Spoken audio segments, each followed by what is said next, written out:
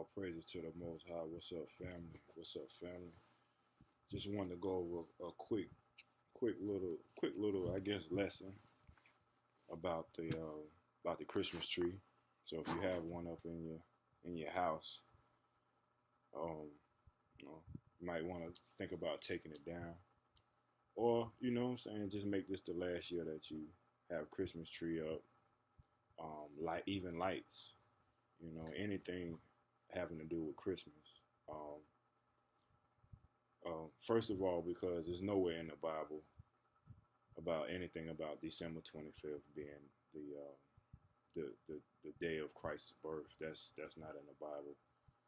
Um, well, I'm just gonna get into what the Bible says about it, and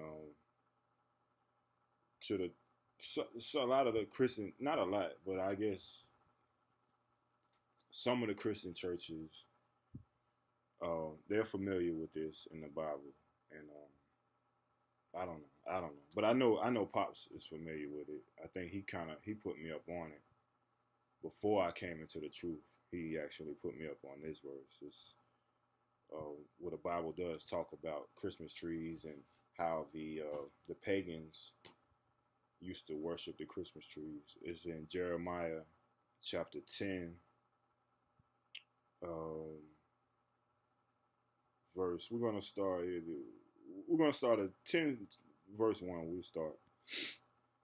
Jeremiah 10:1. Hear ye the word which the Lord speaketh unto you, O house of Israel. Thus saith the Lord, learn not the way of the heathen, and be not dismayed at the signs of heaven, for the heathen are dismayed at them. For the customs of the people are vain. For one cutteth a tree out of the forest to work the work of the hands of the workmen with the axe. They deck it with silver and with gold. They fasten it with nails and with hammers, that it move not.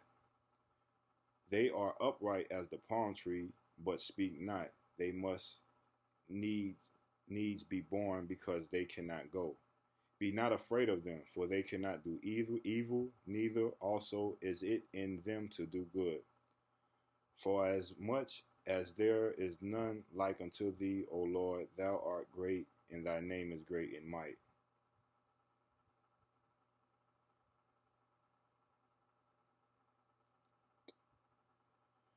So yeah, it's just basically talking about the customs of the heathens and how they used to worship the tree, the Christmas tree. They used to put up the Christmas tree, deck it in silver and gold. We still do the same thing in Christmas. We get those little silver, um, I don't know what they call it, but you wrap around the tree, the gold long things that you wrap around the tree. And it was a custom. I got this book. It's called The Two Babylons.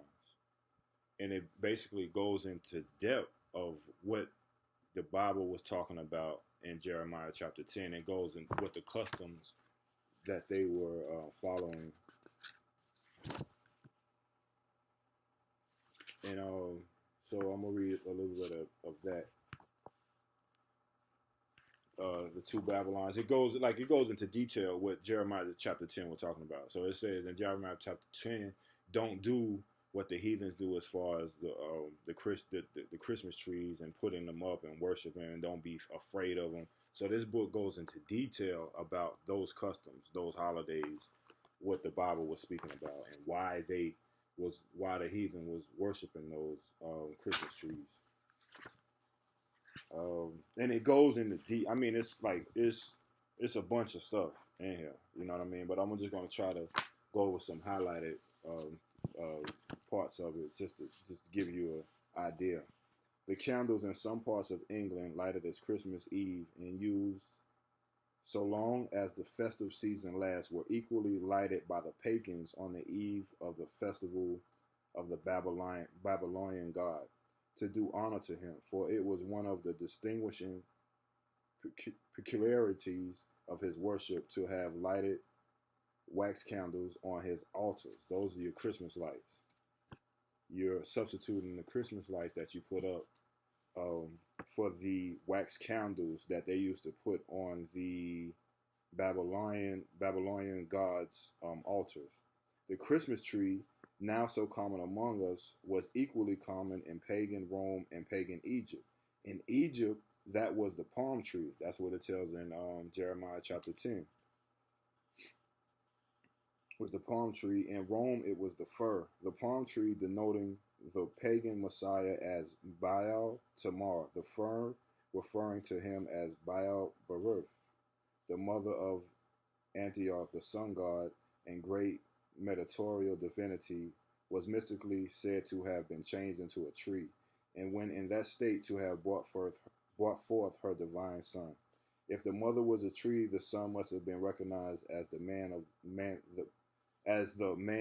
branch, and this entirely accounts for the putting of the Yule log into the fire on Christmas Eve and the appearance of the Christmas tree the next morning. Also, he has entered the fire on the mother night that he may be born the next day out of it.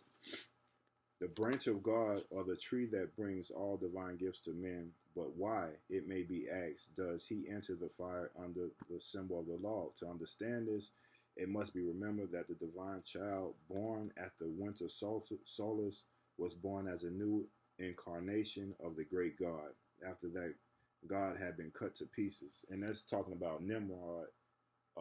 When they killed Nimrod, I believe that's somewhere in the Bible. It might not be in the 80 books, but it's in some of the books that I've read about how Nimrod was cut into tiny pieces.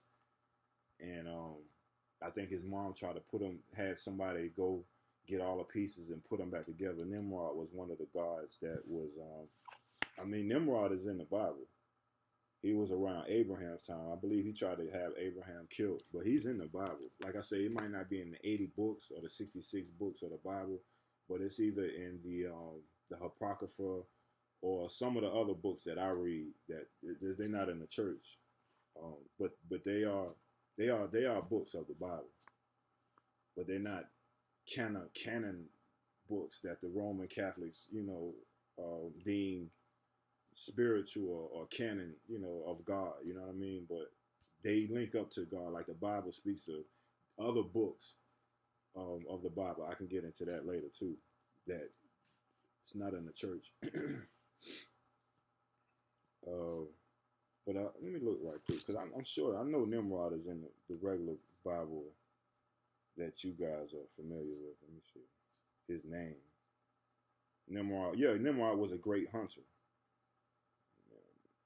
Nimrod was a great hunter of men. So that's in the Bible somewhere. Let me see exactly where.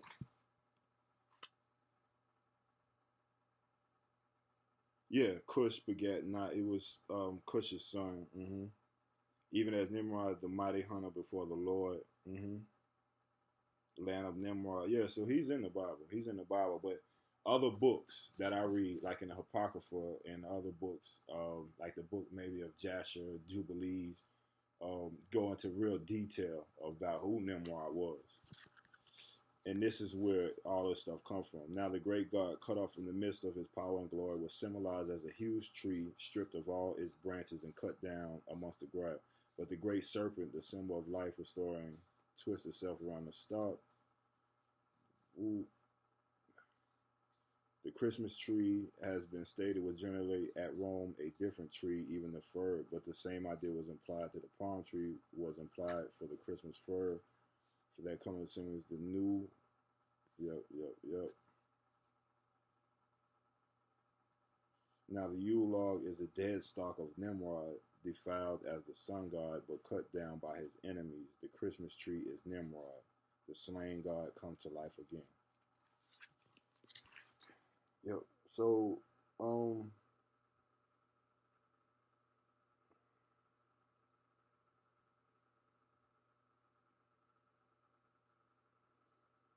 like I said, I got plenty of stuff in here.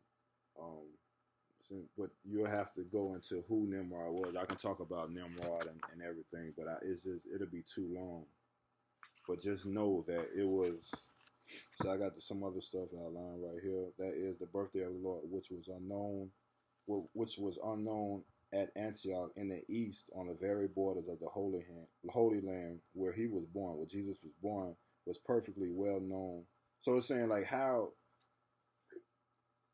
did Jesus' birthday that wasn't known in Antioch, which was to the east of the very border of where Jesus was born, the Holy Land, was perfectly well known? How was it, if it wasn't known in Antioch, his birthday, how was it well known, perfectly well known in all of the European region of the West, in Spain? How then did the Roman Church fix on December the 25th as Christmas Day? Why thus long before the 4th century and long before the Christian era itself, a festival celebrated among the heathen at that precise time of the year in honor of the birth of the son of the Babylonian queen of heaven? You see? And they may be fairly be presumed that in order to consolidate the heathen and to swell the number of nominal adherents of Christianity, the same festival was adopted by the Roman Church, giving it only the name of Christ. This tendency on the part of Christians to meet paganism halfway was very early developed. See what I'm saying? So they do the same thing today, the same exact thing. The tendency on the part of Christians, the Christian church, to meet paganism halfway, just to get more people in the church. You see what I'm saying? Easter, Christmas. You know, that's to get more people in the church. Same thing today. Jeremiah chapter 10 talks about the Christmas tree, that, you know, the heathens worship these Christmas trees. This book goes into why those people worship the Christmas tree, and it was basically because of Nimrod. They worshiped Nimrod. Nimrod was cut into pieces, and then he came back up as this Christmas tree. So if you got a Christmas tree, the lights, the Christmas lights, worship the candles that they put on the Babylonian god's altar. You know, if you have a Christmas tree, Christmas lights, worshiping Christmas in any type of way, you're worshiping a pagan holiday. Um, so if you know, if you already have it up this year, that's cool. You know what I'm saying? That's what grace is for. You know what I mean? You have grace to that's giving you time, just like a grace period. You know what I mean? You late on your bills, on your rent, on your mortgage, they give you a grace period to get it right. That's what grace is. It gives you a time to, you know, if you don't know nothing about it, that's cool. You know what I'm saying? Now you know, you got a time to get it right. That's what it is, man. You know what I'm saying? So if you have it up this year, just look at it like, dang, I messed up. I didn't know. Next year I'm gonna get it right. Ain't no Christmas trees going up next year. You know what I mean? Um, that's it, fam, man. I just want to do it real quick. I know I wasn't ready. You know what I mean? I ain't really planning for it. I just figured I'd just, you know, pop up some things that I had outlined in this book and in the Bible and just get right to the point. So I hope it made sense to y'all, man. And all praises to the Most High and Christ bless. Peace out, fam.